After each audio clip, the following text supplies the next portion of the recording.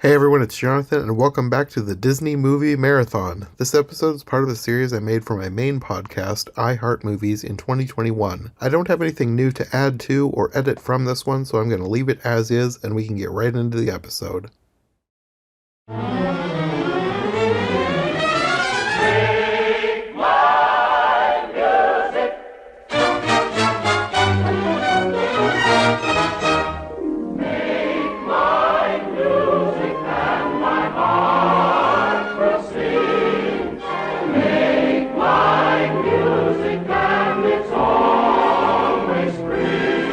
Hey everyone, it's Jonathan, and welcome back to the Disney Movie Marathon. Today we're finally getting back into the main Disney canon films, picking up where we left off in the package film era with Make Mine Music.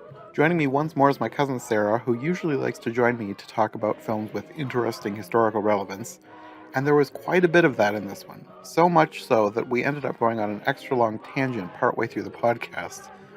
And while it did kind of completely take the focus away from the movie, I still wanted to keep it, so instead of leaving it in, I decided to make it into its own mini podcast. I'll tell you more about that when we get there, but in the meantime, let's just jump right into our discussion of the third film of the package film era, Disney's 8th animated feature film, if you're not counting Victory Through Air Power, 1946's Make Mine Music.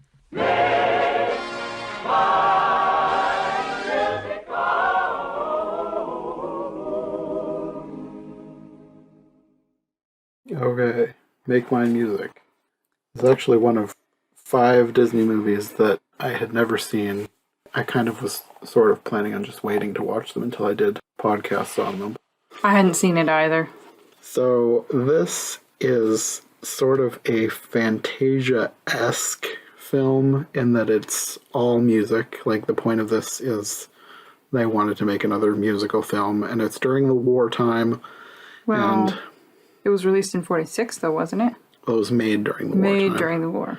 They're trying to save money, basically. The studio is in kind of dire straits. The war did help with money from the government to make, I guess, propaganda.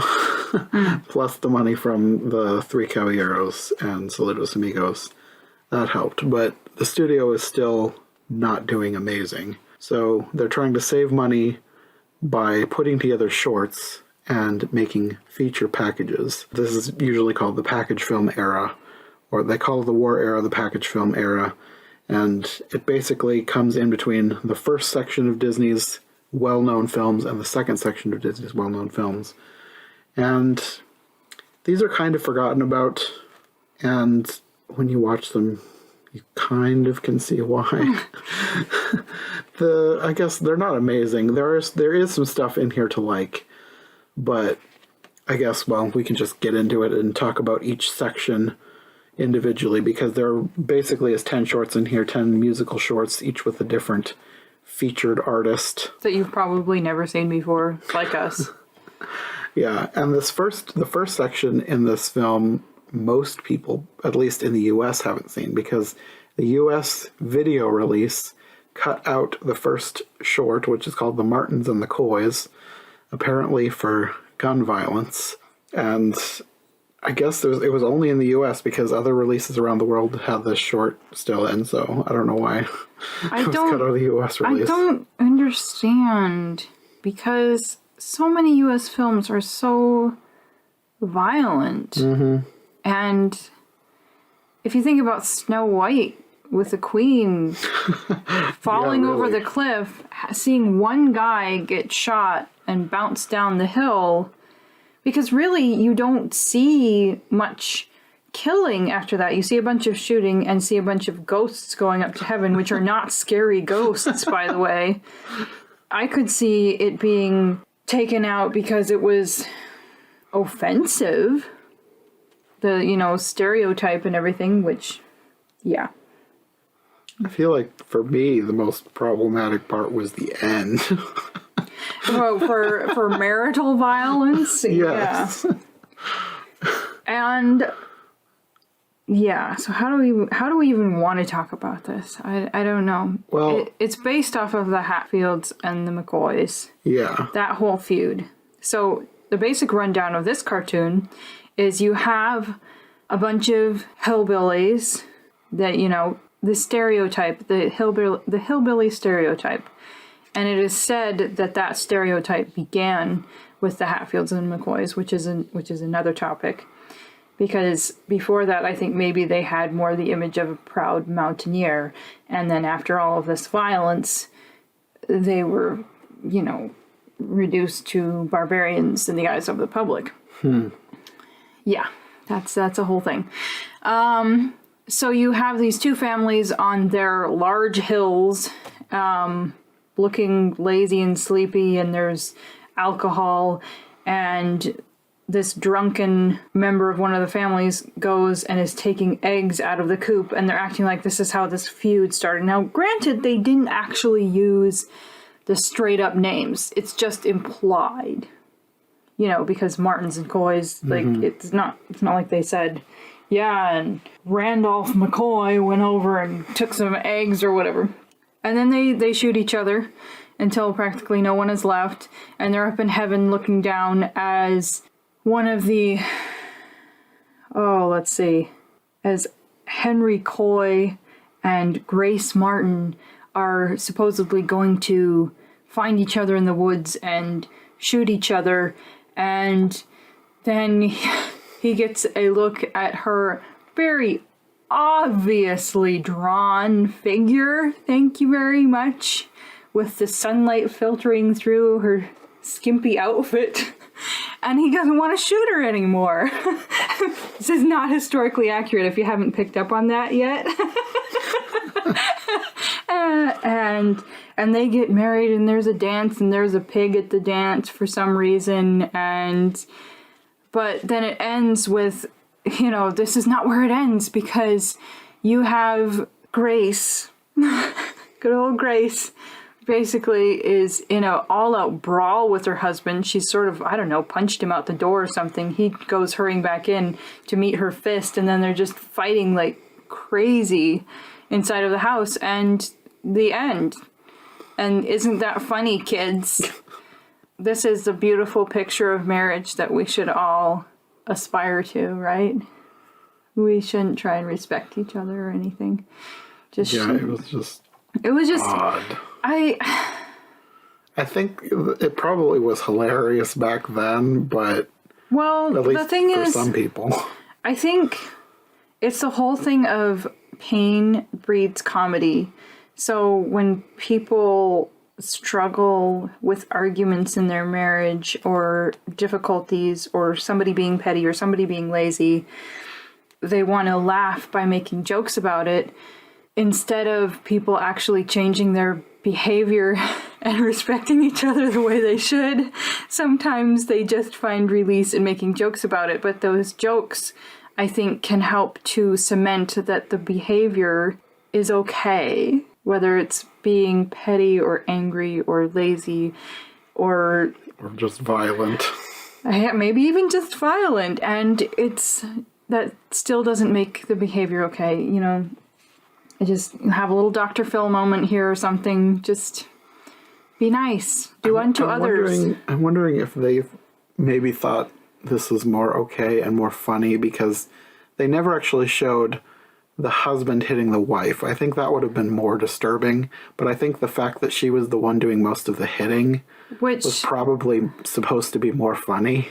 Yes, there's this wildcat who's not being dominated at all, but then of course you have women who actually are violent to their husbands, and if they were watching that cartoon they would not find that funny.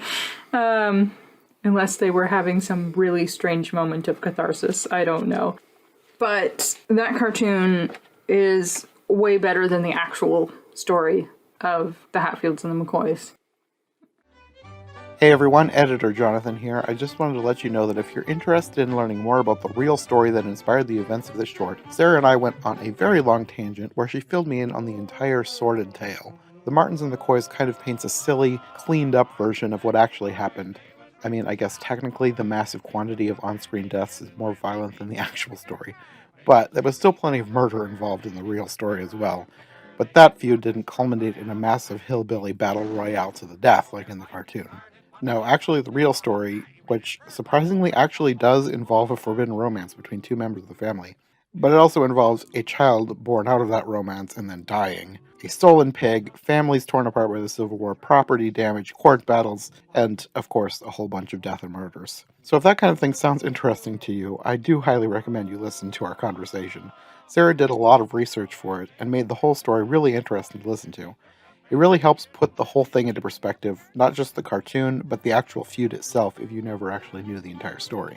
Anyway, that's all from me for now. That mini episode will be linked in the description, so make sure you listen to that if you're interested. Okay, back to the movie. One thing that I forgot to mention is, and I don't know how relevant this is to anybody else, but this song in this was done by the Kingsmen, who were apparently a really popular vocal group of the I time. feel like I know that name. I don't recognize it. Maybe I'm just thinking of like the King's Trio or something. Anyway. I thought I recognized them, but I looked them up and I was like, I don't recognize any of this, so maybe I'm just mixing them up with some other thing. I don't know. But anyways, I thought I would mention that. Yeah, they do have some really well-known people doing this. If you're familiar with the era, you'll probably have names jumping out at you. The next one is called Blue Bayou, and this was originally a segment that was it was made for Fantasia, but it was cut from the final film. The original segment had Claire de Lune as the music, and it's nothing really happens. It's just two egrets flying around the Everglades. It's beautiful, and yes, it's very Fantasia-esque. Like, it would fit perfectly in Fantasia because it was made for Fantasia. I have in my notes, lovely.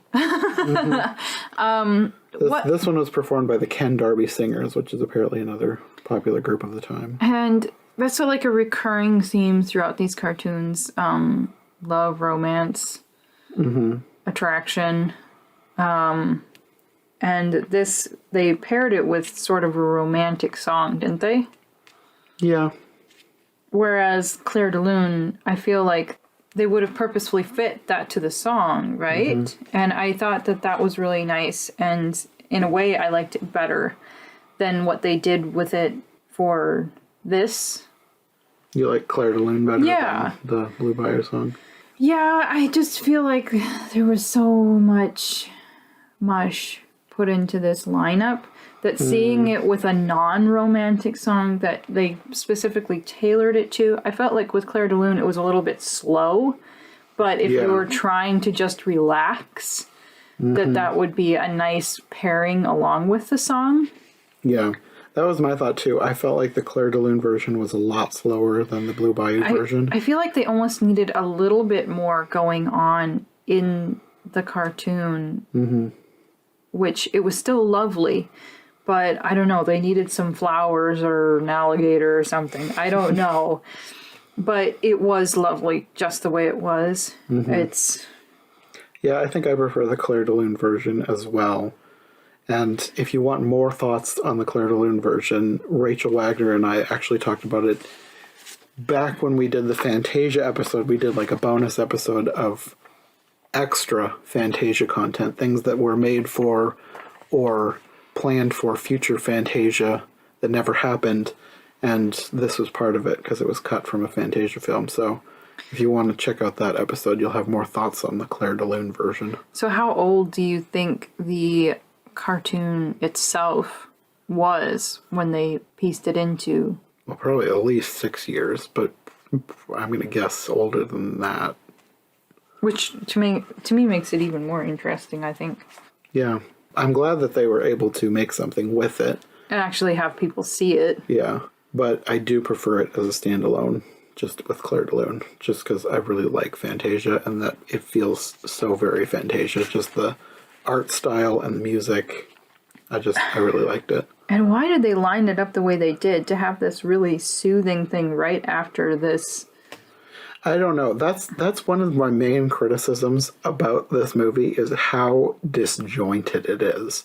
It's like super random. You've got this one thing with like Looney Tunes levels of gun violence, and then you've got this nice, quiet, soft Blue Bayou, and then you jump to a jazz number, and then there's a more quiet, soft. Well, you're already like showing a pattern of loud, soft, but Yeah, it kind of are they is just that. trying to appeal to different people in the audience, maybe?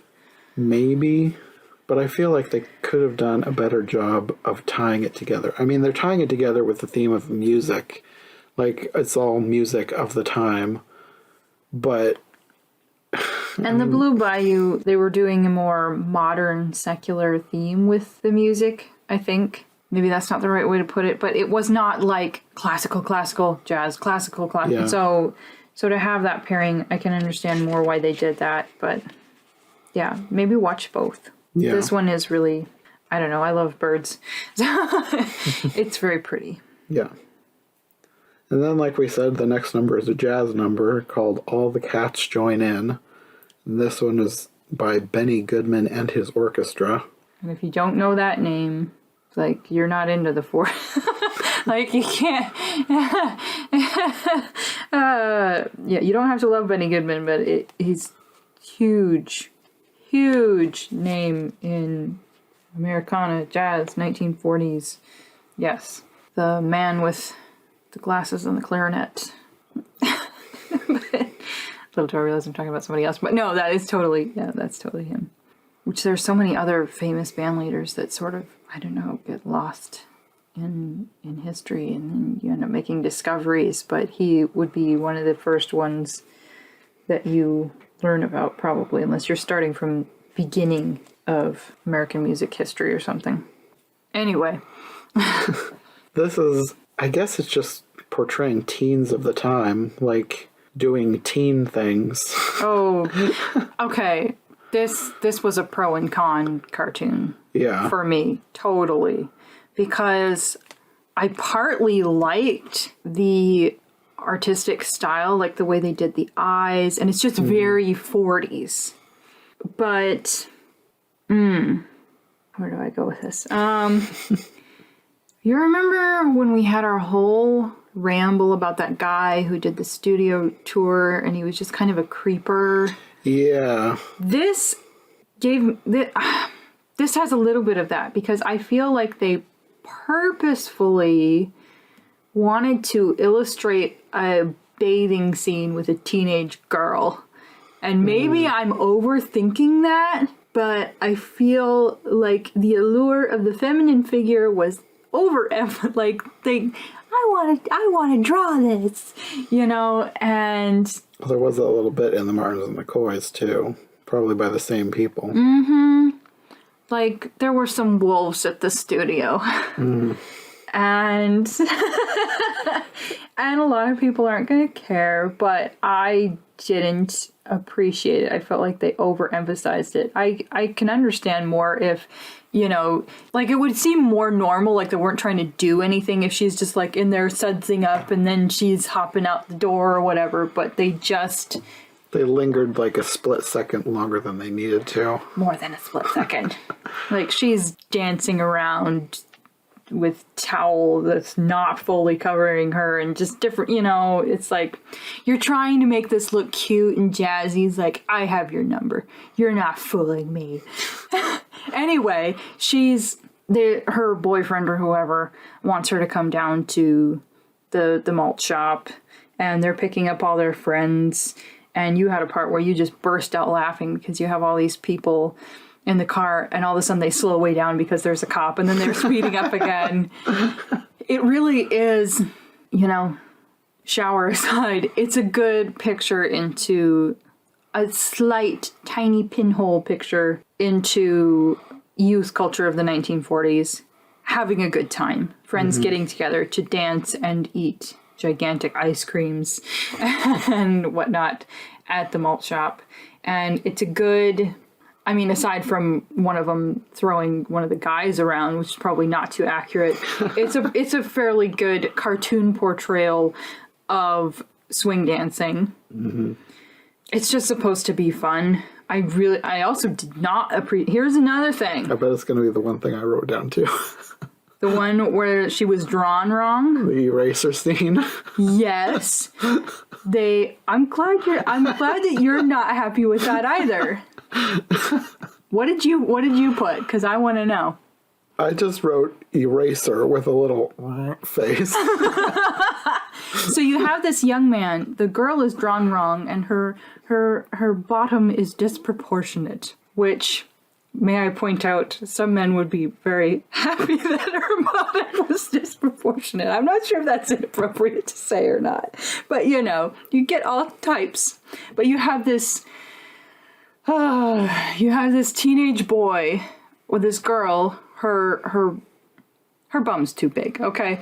For the top half of her body. But it's not like she's ugly or anything. It's just like she's supposedly been drawn wrong. And he's over there yawning. And then she points out to the artist or whatever that her bum is wrong, and he redraws her, and then all of a sudden the teenage boy is interested. Because that's how you build proper relationships. It is about how lustworthy your figure is, not about who you are on the inside, right? Right. Let's teach that to the young people. But what gets me too is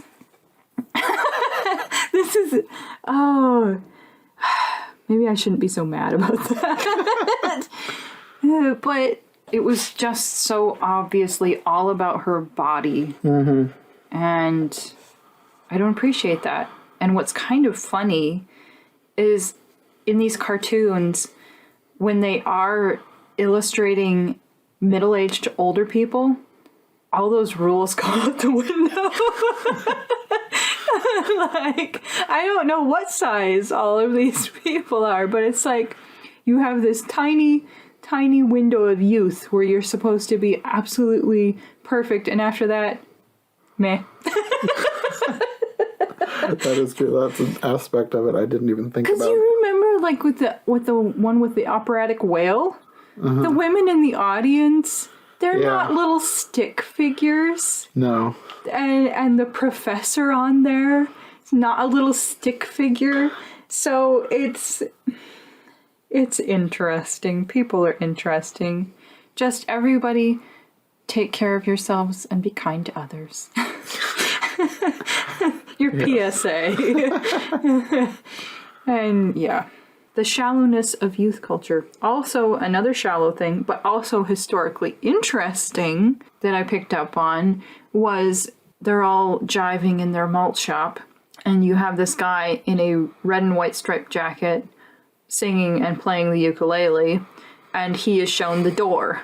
When you see this, recognize that they're basically kicking what would have been typical in their parents' generation in the 1920s out. Like, the ukulele era would have been basically, the height would have probably been the 20s. I think that is totally a 20s stereotype, and it probably wasn't jiving enough for them.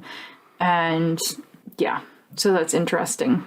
It'd be like teens today thinking that music from the 90s is too old-fashioned. Wow. But to me, like, the sound, I don't know. I guess it would depend on what genre you were comparing to what. Probably just regular pop music. Which, like, how much is that? I guess if you had, like, the little record sound, that little, what do you call that? A record scratch? Probably. From the 90s, and it's like, oh, that's not cool anymore. I don't know. I don't know what the best comparison would be. I don't know, because honestly, even between the 20s and the 40s, this is another thing. So much music from the 20s kept getting recycled into further decades, and maybe they would jive it up more, but it was still totally relevant to them. So, Well, I think the same thing still happens today. It just changes a little bit with each decade. So I think maybe the gentler ukulele strumming just wasn't... It wasn't jivey enough. Just wasn't jiving enough. Not for these cool cats. And we all grow old and are not cool anymore. Unless some old soul thinks that we're cool. Maybe. I don't know that I was ever cool, so I don't really care. I like old things anyway. I like the era of these shallow young people. Shallowness doesn't ever go away. It just looks different in different eras. Yeah, that is so true. Wow. We're giving you so much truth today. Oh, dear. That's about all we can say about that one. I mean, there's probably more that could be said, but... The next segment is called Without You, sung by Andy Russell. And I don't really have a whole lot to say about this one because I don't remember it a whole lot. It was very boring. It was nice looking. There wasn't really a narrative, I don't think. There were trees or water effects. I don't remember. It starts out in a blue room and then goes out into nature and then comes back into the blue room and ends. It's basically one of those songs of just like, I miss you so much. I want you back. My life is nothing without you. One of the things that I thought was nice, well, and it was sort of a tropical type rhythm. It was sort of I don't know if it had a samba rhythm or it had some kind of sort of exotic sounding beat to it. But there was a line in there where he's talking about my heart kneels to pray. Yeah, when his heart kneels to pray, he prays about her, which I thought was kind of nice. but it was, it's the classic needy love song, just not as needy as we tend to sound today in our love songs. But yeah, not a lot to say there. I suppose if somebody in the audience was feeling sad and lonely, that they might have gotten swept up into it, but it was not that eventful. Yeah, no. I feel like this would have been more in place instead of out of place if you were paring it down to the slower songs and made a movie with the slower songs, because it feels, I guess it adds to the disjointedness because it comes after all the cats join in and then it's before another frantic cartoon. Well, in this song too, like the illustration, it was like the cartoon itself was naturey enough that if they had paired it with a song about the night or the stars or, I don't know, a night in spring or something, then it would have been nicer to engage with it that way rather than just a random cartoon with a love song paired to it, which sort of made sense, but yeah, too much mush in this lineup. And then the next one we get is Casey at the Bat, which is... It's more of a poetry recitation because it is a poem. Apparently Ernest Thayer is the author. I'd heard of this poem. I knew it was a thing. I probably like the poem better than if I was just reading it. Yes, because I mean I don't know the poem, but I recognize different segments of it, and it seems a lot quieter and more thoughtful than this cartoon was. Oh, now I kind of want to read the poem. Yeah, it's basically, the poem is about baseball, and it's talking about Casey at the bat, and it's about how his arrogance ruins the game, I guess. Too big for his britches? Yeah, so this is like Looney Tunes level ridiculousness. There was just so much... Not even Looney Tunes, because Looney Tunes was funny. This wasn't even funny, I didn't think. I liked the way it started. And maybe ended, because you remember it started out with these really artistic that is true. I forgot that part. Of like the early 1900s. It was actually nice art that they were sort of, it was almost like pages that they were putting and taking away or something. Yeah. And it was really nice. And I think they had some nice music at the beginning.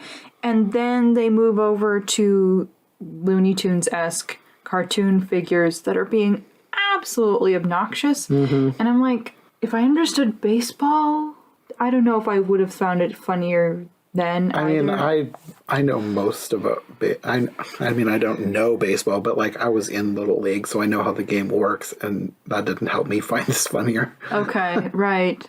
There was at least one point where I think I did laugh out loud. I did get the cultural reference because when he said he was the Sinatra of 1902, because you had all these girls that were absolutely crazy about him, and Frank Sinatra, women young girls, women, whatever, were absolutely crazy about him, whether they should have been or not. But yeah, anyway. That was another thing that I thought was weird, both about this and the Hillbillies. They acted like this Casey, as well as the, I don't remember his name, Henry or whatever, the main hillbilly. I think his that name was got Henry. married. They acted like they were supposed to be these hunks, and I thought they were ridiculous looking. Well, they made them burly and muscular, but they didn't give them handsome faces. No, they were just like bulbous cartoon faces. Which I don't know how much they tried to make him seem like a total hunk in the Feud one. I don't think that was necessary for that cartoon. It was just that, I feel like there was a line about him, not like they didn't say like he's hot, but like like that was implied. something like, I don't know. I felt like it was implied that he was supposed to be really good looking, and I thought he was ugly. Same with Casey. They did kind of do a nice job with the young ladies' costumes, their outfits for the Casey. Like, you had this scene with all these little hats. And, like, I take the positives. We're scraping for positives here. Another historically interesting thing. Remember when they were getting mad at the umpire for saying strike when he was missing the ball? At one point, one of the young ladies was like, "Kill the umpire!" And it's like she's starting to get out of the stands or something, or at least leaning over. And she has a giant hat pin in her hand. What does this mean, folks? It means back in that day, women wore giant hat pins, and sometimes they used them as weapons. And this is true. I am not making this up. I am not guessing. This is not an appropriate application of that as a weapon. And they were just, I don't know, exaggerating. They did not show her stabbing anybody with this. But, women didn't always... Okay, correct me if I'm wrong, because you were the one who got me onto this. Women didn't always have as much protection or supervision during this era, and this was one of the ways that they could actually protect themselves, because hat pins could be huge. Like, they could be, I don't know, maybe 6 inches long. And if they had somebody who was trying to harass them, shall we say, or be mean to them in any way, they could stab them, and they would stab them probably about anywhere they wanted to. And I don't know that it was always used appropriately, but I think in general it was because they needed to. But this is just a really hammy indication of that. So if you do watch that, just pointing out a little historical nugget for you to pick up on.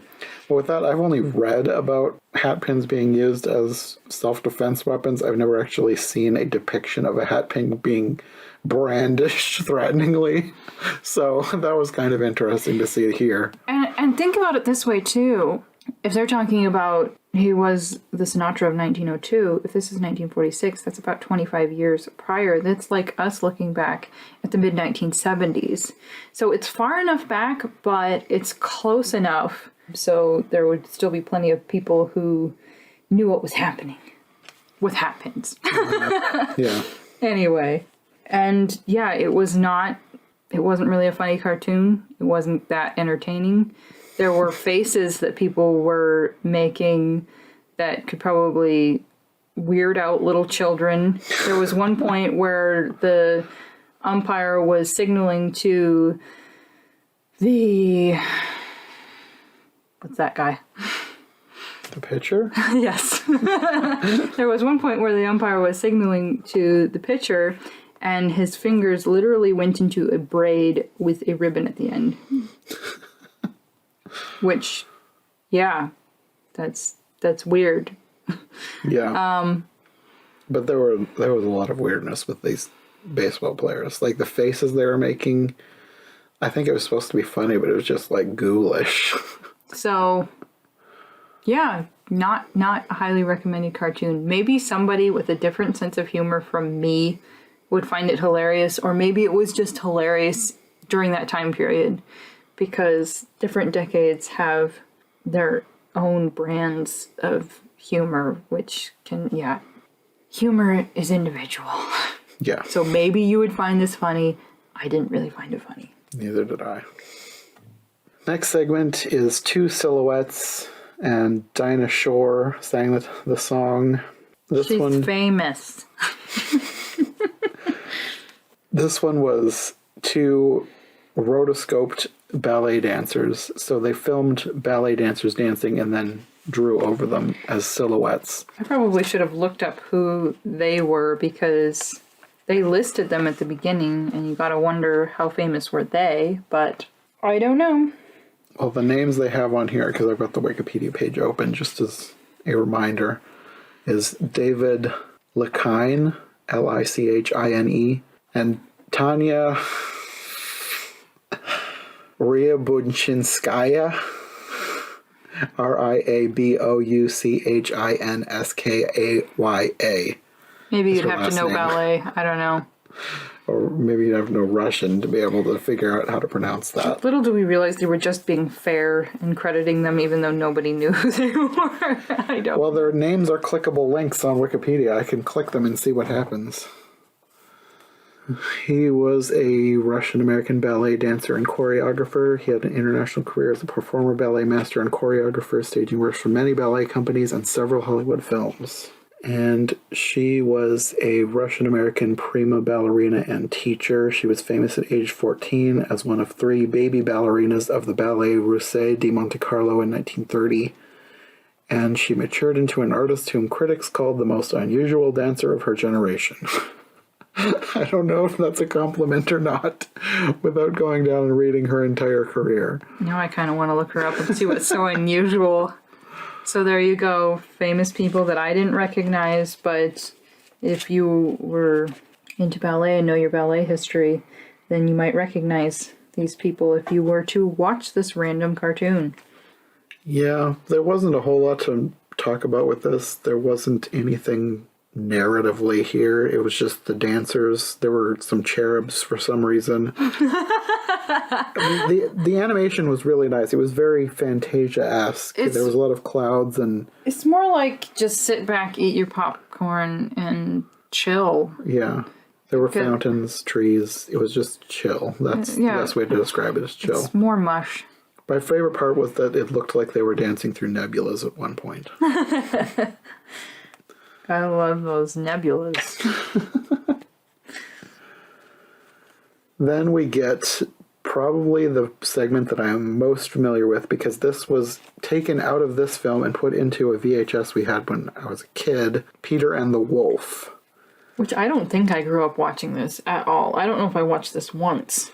I don't know where we got it, because it's not like our parents didn't buy us movies. I think somebody just gave us this tape at some point. It was Peter and the Wolf and some other Disney shorts that were music related. The main one I remember is like The Music War. I don't remember what it's called, with the cellos and the violins, or no, tubas and violins fighting. I don't know. That was the other big one that I remember from that tape. Anyway, this is Peter and the Wolf, and this is probably like the most famous story that they've used here too, because Peter and the Wolf is one of those things that I think has been adapted in other versions. I don't know, it's about a kid who wants to go hunting a wolf, and there's a bird and a cat and a duck that go with him. Which, when I looked it up, I was surprised because it was only about 10 years old. Like, I think it might have been actually made in 1936, written in 1936. So it's not like they were taking a folk tale from the 1700s and adapting it. Maybe somebody was, but... Yeah, I guess I didn't realize it was that new of a piece. And maybe that's why the tale itself isn't that dark, because if it was old, it would probably be darker. The little boy probably would have learned his lesson by being eaten, and listen to your grandfather and don't go hunting wolves when you're not prepared. But they actually were fairly true to the story. They left out the part about the boy wanting the wolf to be in a zoo. And the duck does actually die in the story. But they had the duck live, and they didn't explain about the zoo. But the wolf is caught in similar fashion to the story. The original story. The narration was done here by Sterling Holloway, which I'm kind of two minds. Having watched it as a kid and watching it now, I feel like I liked it as a kid, so I like Sterling Holloway here. But thinking about the different pieces here and how this movie could be improved, I think this could be improved by no narration. Really? I think I would like this a lot better if there were no narration at all. That's an interesting perspective. I thought maybe you would want more dramatic narration. I mean, that might help a little, but I still think I would like it with no narration, just the musical instruments, because it's one of those things. It's like Fantasia, like certain songs, they had like ideas for what the story would be that were played out through the instruments. And this is that, but even more specific, because every character, like they said in their narration, every character is given a specific instrument. And they could have explained that at the beginning, but then just let the story tell itself. Because really, when I think about it, you don't need a narrator for this. It's fairly self-explanatory.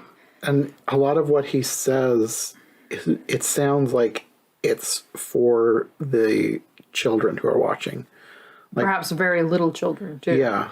Because if you're, I don't know, you probably have to be pretty little, like really little, to not get what's happening. Because if you had the grandpa, wagging his finger or something and the little boy going out anyway, you can... Part of me kind of wonders if this was originally intended to not have narration, because so much of what they're doing is very expressive, like the facial expressions and the wagging of the finger.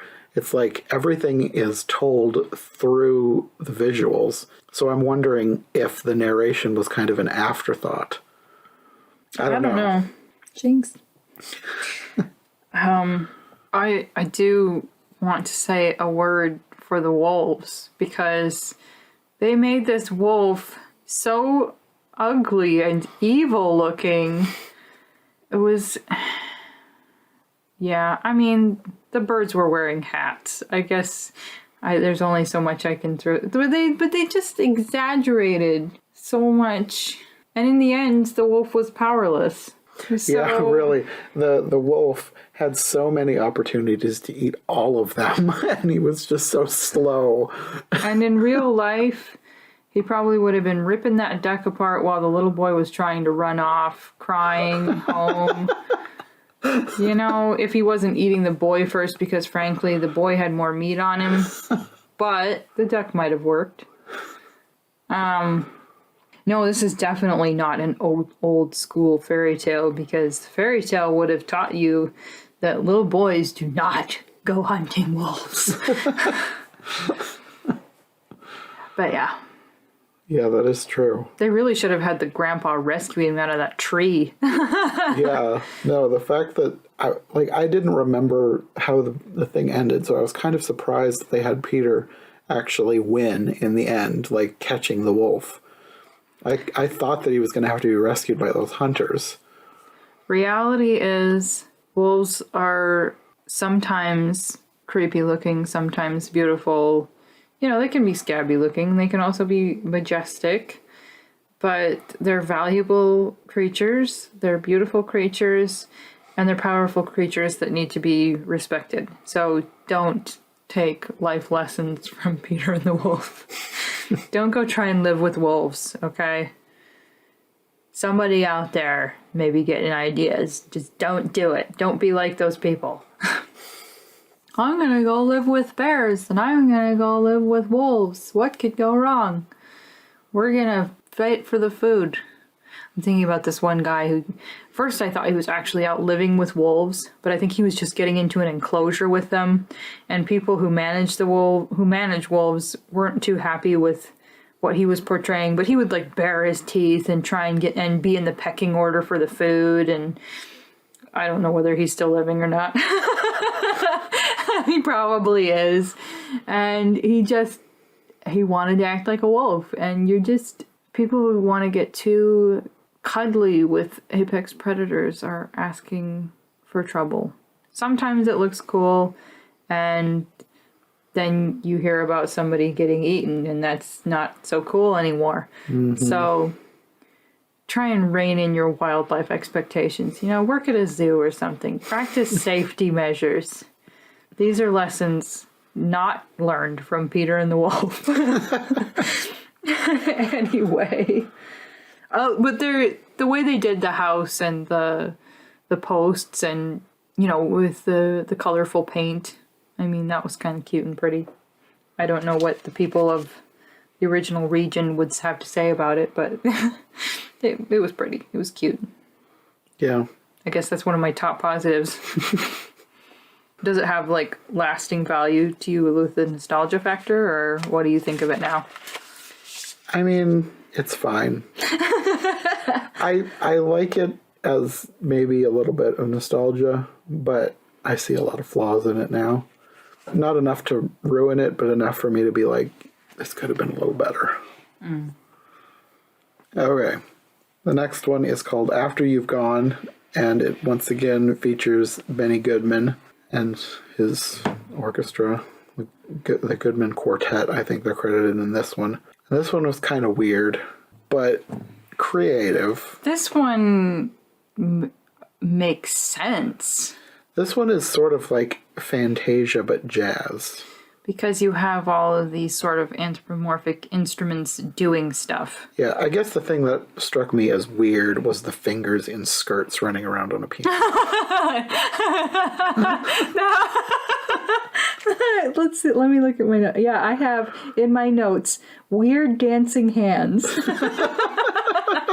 It starts out with just disembodied hands, but then you have these painted nails, 2 fingers with a skirt at the top, and they're playing the piano, but they're also like legs, and I don't think that they were trying to be dirty, but it's almost like legs without pants with a skirt on top, but these are just fingers, but they're legs, and it's sort of this confusing thing in your brain of well, this probably isn't inappropriate. I didn't think of it in that way. I just thought it was weird looking. It was creative. We'll give it that, and not overtly inappropriate. It was just it was different. Yes. And that's only part of it. But the instruments dancing around doing stuff that that actually fit more as entertainment than just a random cartoon with a love song. Yeah, this is one of the ones where I feel like if it's paired with the right shorts, pull out some of these shorts, and they could be a Fantasia-esque film on their own. If you want to do a jazz Fantasia, this would be perfect. It would make sense. Yeah. This is a good example of a recycled song, because After You've Gone was originally put out in 1918. Marion Harris sang this song. Who knows how many people sang it after her. And she was the first widely known white jazz singer. So contrast Benny Goodman in the cartoon with all of the teenagers escorting Ukulele Boy out the door. And here we have a faster paced, even jazzier version of this jazz song in the 40s that originally came out in 1918, probably before World War I ended. So I'd have to look up exact dates. I think it was released July 22nd, so I would have to look up how that coincides with the war. But just know, that's that era. And that's one of the most interesting things that I can say about this cartoon. It's just, it's whimsical, it's a little weird, and it's very jazzy. So decide whether you're curious about that or not. Strange finger legs. Then we get another one that is weird, but I liked how weird it was. This is one of the best ones in the lineup. This one you could actually show to kids and entertain them with it, and it would be okay. Yeah. I knew sort of what this was about. I knew it was about hats falling in love, but I had no idea where the story was going to go, and it ended up really surprising me by the end. It was cute. Yeah, you've got a Fedora, Johnny Fedora. The short is called Johnny Fedora and Alice Bluebonnet, and you've got Johnny Fedora, who is a fedora, and Alice Bluebonnet, who is a bluebonnet a hat, or is there a specific name for the type of hat she was? they're just referencing that it's a bonnet. Yeah, so It's early enough that, it's a little blue hat with flowers on it, and she has these red lips that are holding one of the flowers, like probably a rose in her mouth, and it's very cute. So they live in a store department window, and they're in love, but Alice gets sold, and Johnny is devoted to finding her. Johnny, he gets bought later, but it's his life's mission to find her again. He eventually loses the guy that bought him. He ends up because he was trying to get to her, because he's, I think, spotted her in a crowd and flies off of the guy's head, and he doesn't get his hat back, and then he gets picked up by a hobo, and he ends up in a bar, and it's a total mess. This gets dark for Johnny Fedora. It's like a combination of, what am I thinking of?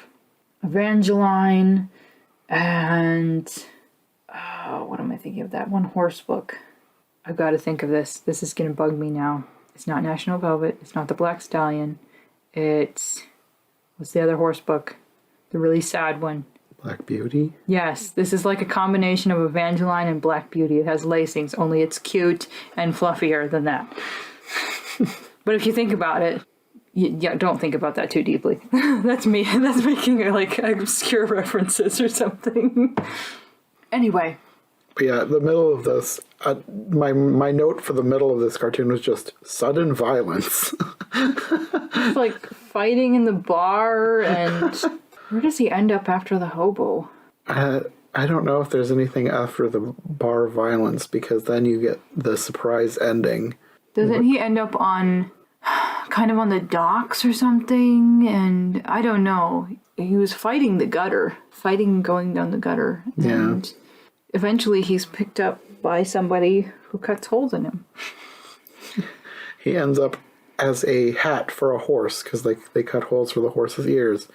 And it turns out the horse next to this horse is wearing Alice Bluebonnet. Yeah, he didn't mind, because Alice Bluebonnet was right next to him. So they managed to make this a surprise ending. Yeah. And then they just lived happily for a long time, I think is what they sang, which is more realistic. It shows them on the horses' heads. Yeah. So it was cute. It was kind of drawn out, these hat trials were just going on and on, but... The one thing that stood out to me was this reminded me of the Pixar short with the umbrellas. I can't think of the name of it right now. But the two umbrellas, did you ever see that with the red umbrella and the blue umbrella that were in love? I don't think so. And they get separated and they have to find each other. This reminded me of a couple other old cartoons, like the one with Susie the car and the one with the old house that's dealing with all the changes around it.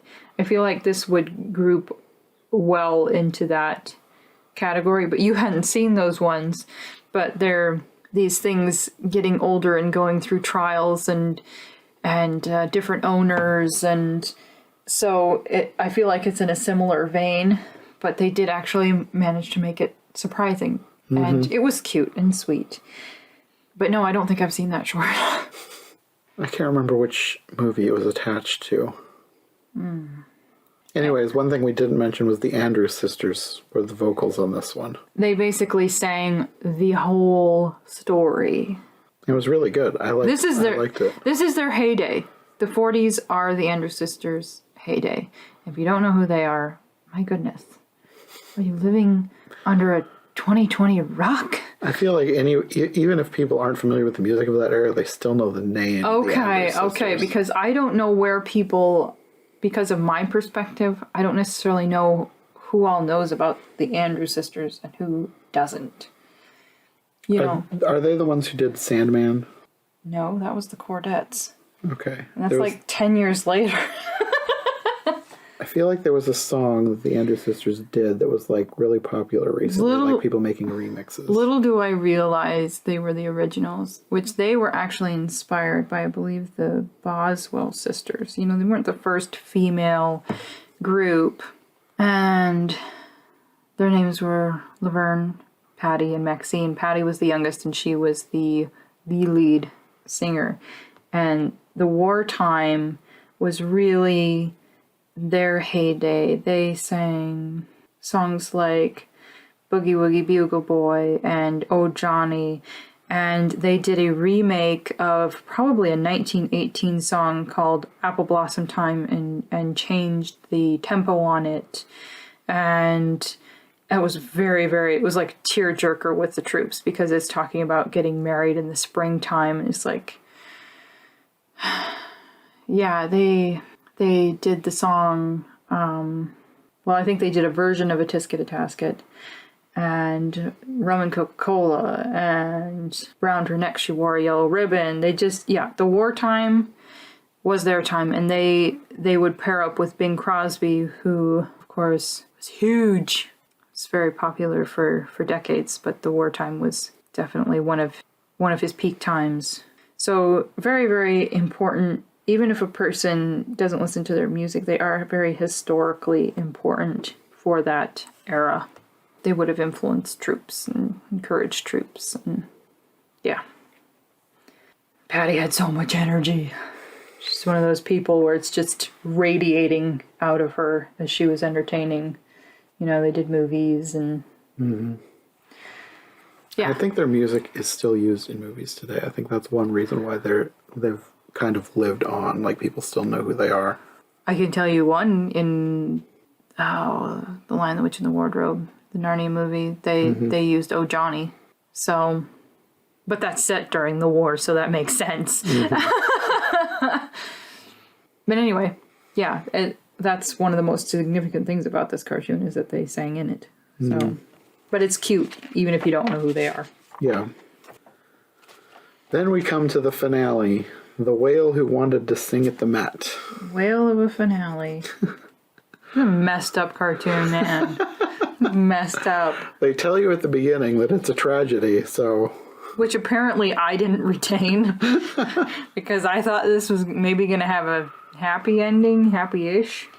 I was being too... You get this whale, his mouth isn't even in the right place, and he's having fantasies about singing opera, and I expect it to have a realistic ending. Like, where was I? Okay. Anyway. I mean, opera stuff aside, sadly it did kind of have a realistic ending for whales. We'll get to that. So yeah, this is about a whale who can sing opera, and all these sailors are telling stories, and news is getting around that there's people have been seeing this opera singing whale. And for some reason, this opera theater manager named Teti Tati believes that this whale is not singing opera. He apparently thinks he swallowed an opera singer. So he goes out to rescue the opera singer with a harpoon. And part of what makes this so entertaining is that you have Nelson Eddy doing all of the voices, no matter how ridiculous it gets. And if you listen to the War of the Worlds podcast that Jonathan and I did, which if you haven't, you should, then you'll hear my big ramble about Nelson Eddy, which, yeah, I don't know how much time that took. Just realize Nelson Eddy was a big deal at one point. He was the highest paid opera singer, probably just singer in the world. He was a big deal. So when you're watching this, you're listening to a very famous singer and entertainer, and that in itself is historically interesting. But he also did a really good job. Mm-hmm. And he was good at being hammy. Mm-hmm. Like when he was doing that female opera singer. So this is actually entertaining. yeah. And the thing with the three uvulas is kind of weird. Yes. He has three voices because he has three uvulas, because that makes total sense. But it was pretty. Yeah. The singing is beautiful. Yeah, because Teti Tati goes out to hunt him, but he thinks it's an audition. So he's swimming around the boat singing, and then he's got all these fantasies about all the shows he's going to put on. And that's like the bulk of the middle of the cartoon is seeing the whale doing all these famous operas. But we've got to back up because it was a bird. He has a bird friend who comes and tells him, and as he's coming up to him, he's singing Shortening Bread, which was cute. And then as he's going off to audition, quote unquote. They're talking about that he's been, after all these years of casting his shortening bread on the water. And then he's singing something like, "Goodbye, my friends, I'm off to be discovered." And it was just funny. It's like, I need to sing that someday when I'm leaving the house. But no, yeah, the bulk of the cartoon is him in these different costumes singing these different operatic roles, and it's hammy and kind of cute. Especially, I'm not like super familiar with a lot of operas, but I recognize that he was actually doing real operas, like he was wearing the costumes.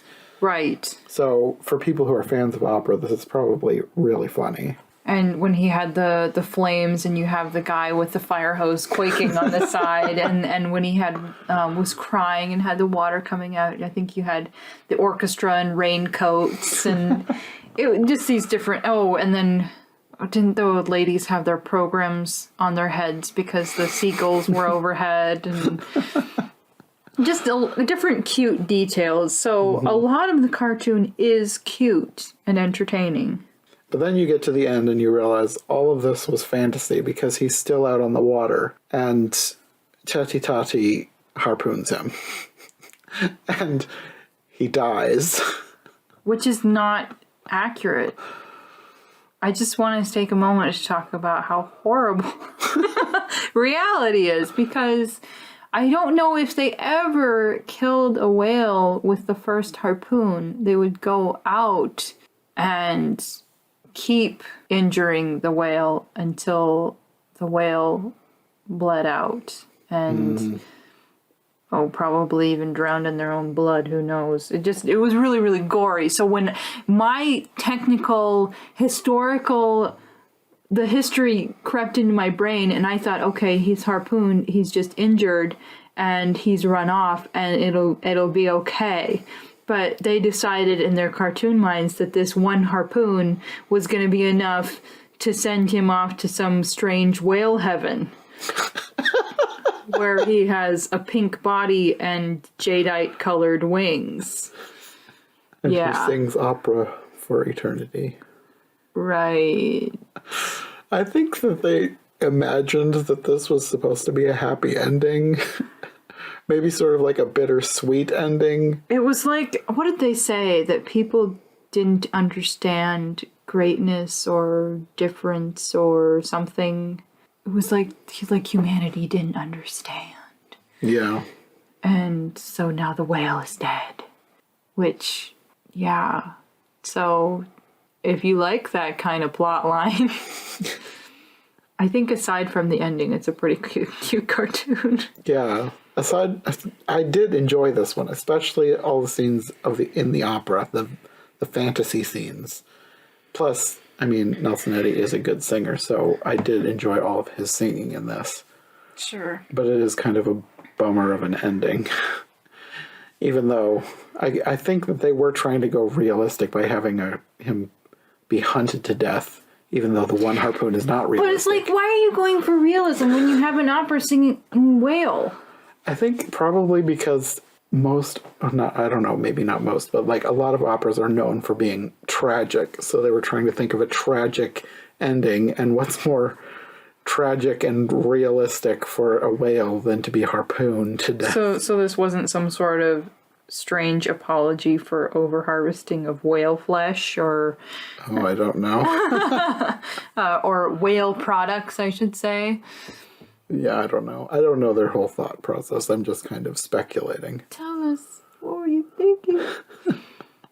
Yeah, okay. So decide whether that's for you or not, but it has its good side and its bad side. Yeah, that's pretty much this whole movie. Yeah, I don't know how much of this I would ever revisit. I could see if I wanted to relax to the Claire de Lune version of that one cartoon. But you can find that on YouTube by itself. So. And the hat one is cute, but it's not like...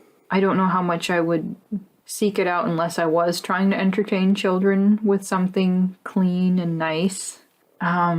Definitely not the baseball one. Yeah, most of these just aren't really ones that I would purposefully revisit unless I needed something historical or something out of them.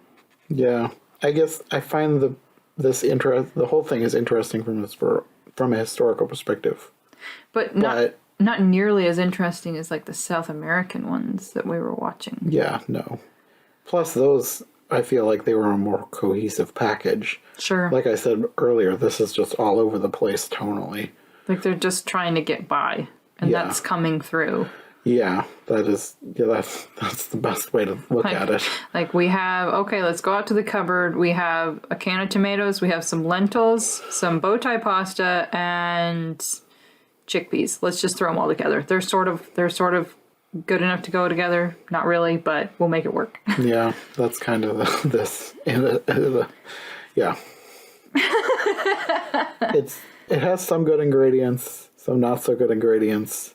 As a whole, it doesn't really work, but it's not completely unenjoyable. Yeah. Yeah. There you go. And that's about all. Okay, yeah, I think that's going to be all for this episode. We're going to try and knock out all of these package films in a row. What's next? What racially questionable things can we talk to you about next? Next one, well, there's a little issue with the next one, but half of it I know you'd like. Fun and Fancy Free, which is half Mickey and the Beanstalk and half Bongo the Bear. So I know you're familiar with Mickey and the Beanstalk. So is it going to have racy and racially questionable things thrown in? I think the questionable things, if I remember correctly, have more to do with sexism than racism. Because I think this is the one where there's this supposedly love song where they say it with a slap, and the bears are slapping each other. I feel like I've seen that. I think we watched it years ago. I doubt that's going to bother me. Maybe I watched it as a child and would have a totally different perspective now, but I highly doubt that's going to bother me. Okay, well, we'll see. I don't think that if it's the way that I remember it being, I don't think it's going to come off as marital violence. I think it's probably not going to be as egregious as the hillbillies punching each other. It's probably just going to come off as silly. Yeah, probably. We'll see. I don't remember. But Mickey and the Beanstalk that has nostalgia factor for me. Mm-hmm. We still quote that in my house. Okay, well, that will be next time, so we'll see you then. Bye.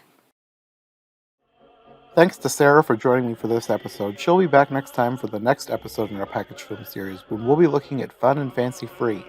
And like I said earlier, make sure to listen to that bonus mini podcast where Sarah and I will be talking about the real-life events that inspired the short The Martins and the Coys. And if you want even more interesting history discussion from us right now, like Sarah said earlier in the episode, we did an episode over on Every Version Ever last year talking about the original 1938 radio broadcast of War of the Worlds. Part of that discussion revolved around Nelson Eddy, who was the voice of Willie, the whale who wanted to sing at the Met. If you're interested in either of those, I'll have them linked in the description. Anyway, thanks for listening, and we'll see you next time on the Disney Movie Marathon.